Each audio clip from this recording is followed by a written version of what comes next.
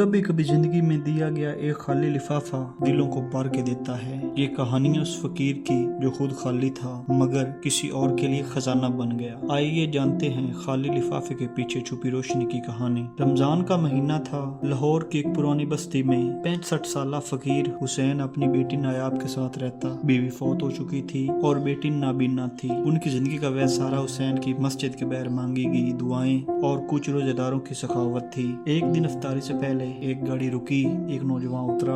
उसने हुसैन के हाथों में एक सफेद लिफाफा थमाया और बगैर कुछ कहे चला गया। हुसैन ने पूछा, बेटा नाम तो बताते, लेकिन वो चला गया। लिफाफा खोला तो अंदर एक कागज पर लिखा था, दुआएं लो दुआएं दो, और नीचे एक अदद लिखा था 50,000 रुपए। हुसैन को लगा शायद मजाक है, लेकिन अगले दिन वही नौजवान बैंक की रसीद के साथ आया। रकम वाकई हुसैन के नाम पर जमा हो चुकी थी। हुसैन ने फौरन नायाब की आंखों का इलाज शुरू करवाया। हफ्तों में वो रोशनी देखने लगी। वो खुशी जो बरसों से बिछड़ गई थी वापस आ गई। कुछ दिन बाद हुसैन मस्जिद के बाहर फिर उस नौजवान को देखकर दौड़ा। बेटा तुमने हमारी जिंदगी बदल दी, नाम तो बताओ। नौजवान ने मुस्कुराकर कहा, मैं वही हूँ जिसका बाप तुमसे 10 साल पहले मदद मांगने आया था। तुमने उस दिन सिर्फ एक बात कही थी, मेरे पास कुछ नहीं लेकिन दुआ देता हूँ। उस दिन की दुआ मेरे बाप की जिंदगी बचा गई। आज ये एहसान लुटा रहा हूँ। और वो खामोशी से चल पड़ा। अगर आपको कहानी अच्छी लगी हो तो हमारे चैनल को जरूर फॉलो करें। Thank you so much. Allah Hafiz.